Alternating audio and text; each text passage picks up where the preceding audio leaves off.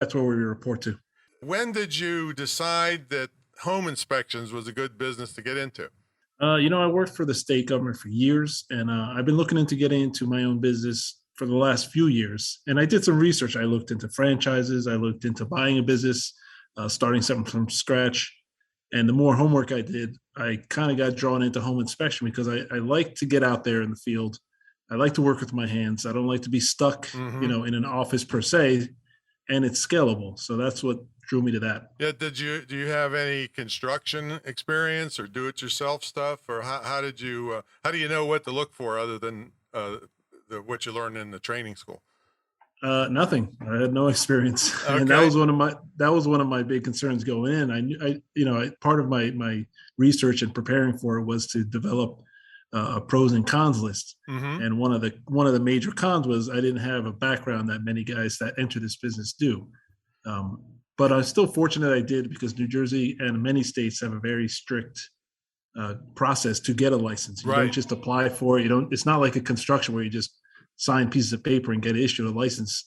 There's a very in-depth training process that includes in classroom and field training Yeah. before you You even you get a had to do license. do ride-alongs with people, right? Yeah, Yeah. correct. Yep. Yeah. See, so one of my students is a home inspector here in Virginia Beach area, in Norfolk, Hmm. Virginia Beach. There's a lot of military. Probably the biggest collection of military in the world is right here in Norfolk, Virginia. But Correct. Yep.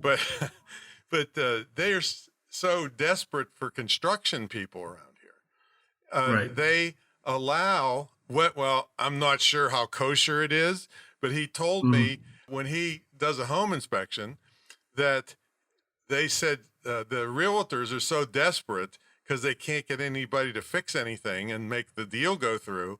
He's Yep. allowed to, as long as he discloses it, fix up to Hmm. $1,000 worth of stuff with no questions asked, and up to 5,000 with a little bit of questions asked about it. It seems to me that's a conflict of interest, but they're so desperate around here to find workers to do work, they had to do it, and so that's that's what he's doing. Yeah. You know what? I think two full classroom days was discussing ethical Right, issues, exactly. Which go and that out the was window when everybody's desperate. yeah. Not just that, but some people take advantage of it and Exactly. abuse Yeah. it. Yeah. Because I I mean, get I get that all the time. Do you know anybody gonna fix it? And to me, some projects are simple enough. I could fix it, but I can't do that, and I wouldn't want to do that. I wouldn't want to risk my license. But some guys get carried away with it, and some people, when they know a repair isn't that critical, they'll still stress it. So they'll double down on that ethical problem. yeah, and but around here, like I said, everybody's so desperate because I mean, it took me 2 years to get somebody to come out and give me an estimate on like a 20-foot walkway. So Right. you Yeah. can't find people to work anymore, and so no houses would be sold because nothing's perfect out there in the world when the home inspector checks it out, but they couldn't fix anything. So Yeah, yeah, that a lot of it, I believe it comes from COVID. Everything was frozen, and then now everything's open back up. oh yeah, a They lot of have the all these, construction people, had to go do something else.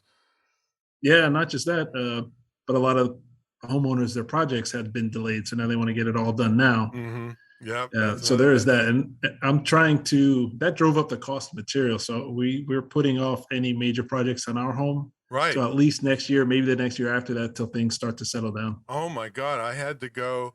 My electrician was putting in a new service for me, and he said, "Hey, I need a backing board here. There's some PVC backing stuff. Just go get a 6 or 8 foot piece at Home Depot. $38 for an 8 foot 1x6." I Yeah, was like, "Are you kidding me?" Jeez. yeah, Yeah, everything is through the roof. yeah. My dad built our home and he was an electrician by trade, but he built everything by hand, and, and it was a different world in those days. That's for sure. Now, tell us about your leadership business. So you're an officer, so that's a leadership position. Is that some of the things you're bringing to the corporate world? Slowly, yes, that's something that I want to pursue more regularly. It basically came from my time in the service. Right. When I got first prior to getting deployed, I went to officer school. Hmm. And then from there, as soon as I got